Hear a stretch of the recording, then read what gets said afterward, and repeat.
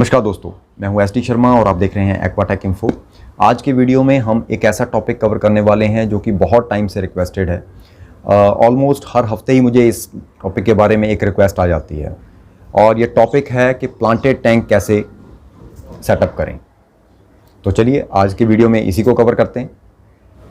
देखिए, planted tank अगर आप सेटअप करना चाहते हैं तो आपके पास दो ऑप्शंस हैं।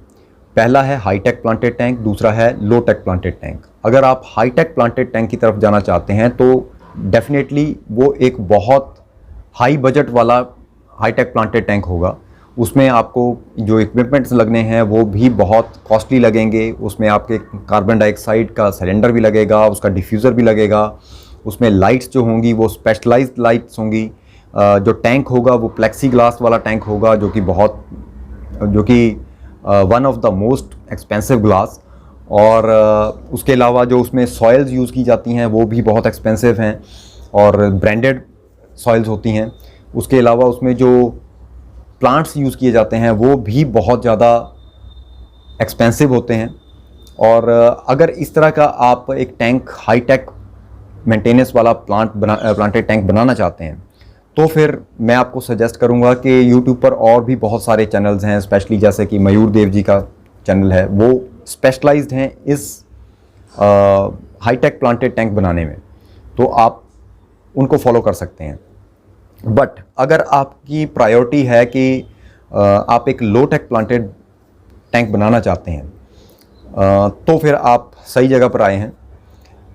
और क्योंकि इस चैनल पर मैं हमेशा ऐसी चीज़ें प्रमोट करता हूँ, ऐसे DIY टिप्स एंड ट्रिक्स बताता हूँ जो कि एक मिडिल क्लास पर्सन जो है वो भी अफोर्ड कर सके और इस हॉबी को एंजॉय कर सके। तो हम इस वीडियो में बात करेंगे लो टेक प्लांटेड टैंक की। और लो टेक प्लांटेड टैंक वैसे तो कई तरह से बन सकते हैं। वॉलस्टार्ड मेथड है और आप फादर फिश वाला चैनल देख सकते हैं। उन्होंने जो बिल्कुल ही जो नॉर्मल पॉन्ड मड वाला जो सिस्टम अडॉप्ट किया है वो भी आप अडॉप्ट कर सकते हैं। बट जो मैंने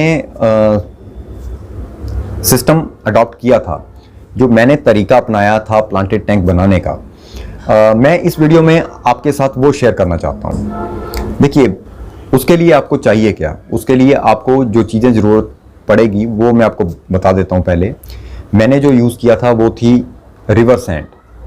सबसे पहले आपको अपने टैंक को नीट एंड क्लीन करना है। उस पर नीचे बिल्कुल बेयर बॉटम रख के उसमें आपको रिवर सैंड जो है, जिसको सिल्वर सैंड भी बोला जाता है, मैं आपको साथ में पिक्चर्स दिखा रहा हूँ। देखिए, यहाँ पे आप देख सकते हैं जो ये सिल्वर सैंड होती है, इसको आप नीचे एक लेयर लगा दीजिए तकरीबन 1 इंच के करीब। 1 इंच की अगर जब आप लेयर उसमें लगाते हैं तो वो बिल्कुल पैक हो जाती है नीचे, क्योंकि बिल्कुल फाइन सैंड होती है तो वो बिल्कुल नीचे बिछ जाती है। और उसके ऊपर हमें करना क्या है, उसके ऊपर हमें अपने, अगर आपका टेरेस गार्डन है या वैसे गार्डन आपने बना के रखा हुआ है तो आपको वहाँ से सूखे पत्ते उठाने हैं। सूखे पत्ते उठा के लाइए, उनको उसके ऊपर स्प्रिंकल कर दीजिए। उसके साथ में आप वर्मी कंपोस्ट वो लाकर डाल सकते हैं, उसको प्रयोग कर सकते हैं। अगर उसके अलावा गार्डन में आप कुछ ऑर्गेनिक फर्टिलाइजर्स यूज़ करते हैं तो आप वो भी उस पर डाल सकते हैं। उसके ऊपर आपको डालनी है garden soil. Okay, normal garden soil डालनी है। नॉर्मल गार्डन सॉइल डालकर उसको सेट कर दीजिए। और फिर उसके बाद उसके ऊपर आपको डालने हैं अपनी नॉर्मल जो ग्रेवल होती है या सैंड होती है, ग्रेवल तो नहीं मैं बोलूँगा, सैंड, जो फाइन सैंड है हमारी। फाइन सैंड कौन सी हुई, जो एक्वेरियम सैंड है, जो दानेदार सैंड होती है, जिसका दाना जो है वो जिसका पार्टिकल जो है वो तकरीबन राई के दाने जितना होता है, उस तरह की सैंड, जो हम शुगर सैंड जिसको बोलते हैं, उसके ऊपर वो लेयर लगानी है। अब आपकी ये टोटल 4 लेयर्स हो गई। पहली लेयर आपकी 1 इंच की लेयर है जो कि आपकी है रिवर सैंड की या फाइन सैंड की, सिल्वर सैंड की। उसके ऊपर आपको अपने पत्ते, वर्मी कंपोस्ट जो गार्डन में यूज़ होने वाले और कोई ऑर्गेनिक फर्टिलाइजर्स हैं वो आप थोड़ा थोड़ा करके छिड़क दीजिए। और एक चीज़ और उसमें डालनी है आपको, नारियल की जो सूखा नारियल होता है ना, जो जिसमें पानी वाला नारियल तो होता है, बट वो जो जड़ों वाला नारियल होता है जिसमें पानी भी होता है और बाहर अंदर ये गिरी भी बनी हुई होती है, तो वो उसकी जो जड़ें होती हैं बाहर, जिससे कोकोपीट बनती है। अगर आपके पास कोकोपीट है तो कोकोपीट आप उसके ऊपर स्प्रिंकल कर सकते हैं। अदरवाइज उन नारियल की जड़ों को छीलिए, उनको कैंची से छोटे छोटे पीसेस में कट कीजिए और वो उसके ऊपर बिछा दीजिए। तो एक लेयर आपकी वो लग गई दूसरे नंबर पे। तीसरे नंबर पे आपको उसके ऊपर गार्डन सॉइल डालनी है, और गार्डन सॉइल जो डालनी है वो तकरीबन आपकी लेयर जो होनी चाहिए वो तकरीबन 1.5 इंच की होनी चाहिए।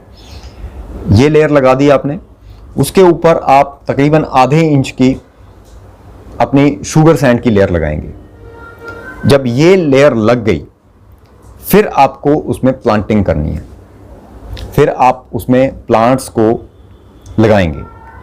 अब मैंने जब अपना टैंक स्टार्ट किया था तो मैंने यही प्रोसीजर अडॉप्ट किया था, और उसमें मैंने एक थोड़ा सा जो एक्सपेरिमेंट किया था वो ये था कि आयरन की कमी को पूरा करने के लिए मैंने क्या किया था कि मेरे जो एक्वेरियम का स्टैंड था उसमें थोड़ी रस्टिंग हो रही थी, और उसके लिए आप कीलों का भी प्रयोग कर सकते हैं। जो रस्टिंग वाली जंग लगी कीलें होती हैं ना, तो वो उन कीलों को भी मैंने सेकंड लेयर में डाल दिया था। और मैंने कीलें नहीं डाली थी, मैंने कीलों की जगह पे अपने वो एंगल, जो रस्टिंग वाले एंगल थे, वो कुछ पीसीज उसके डाल दिए थे, क्योंकि वो भी पानी में आयरन जो है वो रिलीज करते हैं। तो ये चीज़ें डालने के बाद मैंने उसके ऊपर ये सब करने के बाद उसमें मैंने जो है 5 तरह के प्लांट्स जो हैं वो कल्टीवेट किए थे। एक्चुअली मैंने 1 2 4 टैंक सेट किए थे, और 4 टैंक्स में से सब में मैंने यही प्रोसीजर अडॉप्ट किया था। और एक टैंक जो था उसमें मैंने स्पेशली अमेज़न स्वॉर्ड प्लांट ही लगाए थे, जिसमें आजकल मेरी गोल्ड फिश आप देखते हैं। जब मैंने पीछे की आप मेरी लाइव स्ट्रीम्स जो चेक करेंगे उसमें मेरे बैकग्राउंड पे जो गोल्ड फिश वाला टैंक है वो वही टैंक है। उसमें मैंने अमेज़न स्वॉर्ड प्लांट लगाया था और बढ़िया चला था। उसके बाद मेरे पास एक हेक्सागोनल टैंक था, उसको मैंने प्लांटेड टैंक में कन्वर्ट किया था। उसमें भी मैंने सेम इसी पैटर्न में मिक्सचर डाला था, और उसमें जो मैंने प्लांट्स लगाए थे वो थे कोबोम्बा, लुडविगिया और हाइग्रोफिला। और एक ऊपर मैंने टेरेस पे 2 प्लांटेड टैंक रखे थे, उनमें लुडविगिया, हाइग्रोफिला ये लगाए गए थे। और एक मेरा और नैनो टैंक था जो कि ऊपर ही रखा हुआ था, उसमें मैंने लोटस लगाया था। उसमें भी मतलब ये जो मैंने 5 टैंक सेटअप किए, वो पांचों में जो नीचे सॉयल रखने का जो बेसिकली फॉर्मेट था वो सबका सेम था। प्लांट सब में अलग अलग लगाए थे, और यकीन मानिए सबके सब अच्छे खासे ग्रोथ कर रहे थे। हाँ, लाइट का इशू था थोड़ा सा। लाइट ऊपर वाला टैंक तो आपने मेरे देखे ही हैं, वो तो आपको वीडियोस मेरे इसमें चैनल पे देखने को मिल जाएंगे। तो वो तो तकरीबन 2 साल तक मेरे चले, और लोटस वाला जो है वो भी बड़ा अच्छा चला, साल भर तक वो भी चला। बट हमारे यहाँ क्या है कि गर्मी बहुत ज़्यादा हो जाती है और सर्दियों में सर्दी बहुत ज़्यादा हो जाती है, तो उस दौरान वो गर्मियों में थोड़ा सा इशू आ रहा था क्योंकि पानी बहुत ज़्यादा गर्म हो रहा था और मुझसे इतनी मेंटेनेंस हुई नहीं। तो ये चीज़ आप जब करेंगे और उसको आपने प्लांटेड टैंक्स जो है बना लिया, सेटअप कर लिया, उसमें आपने प्लांट्स लगा लिए, उसके बाद आपको उसमें पानी धीरे धीरे करके फिल करना है। एकदम से पानी मत डालिएगा, अदरवाइज क्या होगा कि जब एकदम से आप पानी डालेंगे तो वो सारी लेयर जो आपने लगाई हैं वो डिस्टर्ब हो जाएंगी, और जो गार्डन सॉयल है वो नीचे से बाहर निकलकर आपके टैंक में सारी तरफ घुल जाएगी। तो आपको बिल्कुल धीरे धीरे धीरे धीरे पेशेंस के साथ बिल्कुल धीरे धीरे उसमें पानी फिल करना है। उसके लिए आप चाहें तो एक कोई सॉसर या प्लेट का प्रयोग कर सकते हैं, उसको आप रख के उसमें धीरे धीरे पानी छोड़िए और वो धीरे धीरे भरता जाएगा। जैसे जैसे भरता जाएगा वो पानी ऊपर तक भरेगा, नीचे की लेयर जो है वो डिस्टर्ब नहीं होगी। और जब पानी पूरा भर जाएगा तब आपको उसको एक बार उसमें जो कुछ भी ऊपर तैर रहा है, कुछ भी है, वो आप निकाल सकते हैं। और फिल्ट्रेशन का प्रयोग मैंने जो किया था, मैंने उसमें पहले स्पंज फिल्टर यूज़ किया था और उसके अलावा आप टॉप ऑन फिल्टर का भी प्रयोग कर सकते हैं। जहाँ तक बात रही लाइट्स की, तो लाइट के लिए आप लोग DIY लाइट्स प्रयोग कर सकते हैं। नॉर्मल जो LED लाइट्स आती हैं वो प्रयोग कर सकते हैं, बहुत अच्छा काम करती हैं वो। कोई ज़्यादा तामझाम करने की ज़रूरत नहीं है। मैं आपको सजेस्ट यही करूँगा कि जो मैंने प्लांट्स आपको बताए हैं, अगर आप इनका प्रयोग करते हैं तो ये इजीली थ्राइव करते हैं, कोई इशू नहीं आता। और अगर आपको ये भी अवेलेबल नहीं हो रहे हैं तो मैं आपको सजेस्ट करूंगा कि आप अपने नेटिव नर्सरी में जाइए, वहाँ पे जाके देखिए कि कौन से प्लांट्स हैं जो आप यूज़ कर सकते हैं और आपके नेटिव में इजीली मिलते हैं। अदरवाइज़ अगर आपके प्लेस पे कोई रिवर है, कोई झील है, कोई इस तरह की कोई वाटर बॉडी है, तो वहाँ से भी आप प्लांट कलेक्ट करके इजीली अपने टैंक को सेटअप कर सकते हैं। जहाँ तक रही बात फौना की, यानी कि फिश ऐड करने की, तो इस तरह के टैंक को पहले तो आपको 1 महीने तक तो सेटल करना है अच्छी तरह से। जब आप इस टैंक को सेटल कर लेंगे उसके बाद आपको इसमें फिशेस इंट्रोड्यूस करनी है, क्योंकि इस 1 महीने के दौरान नीचे से गार्डन सॉयल, आपके फर्टिलाइजर्स, वो कुछ ऐसी गैसेस रिलीज करते हैं जो आपकी फिशेस को हार्मफुल हो सकते हैं। तो आपको पहले क्या करना है कि पहले टैंक को साइकिल कर लेना अच्छी तरह से 1-1.5 महीने तक।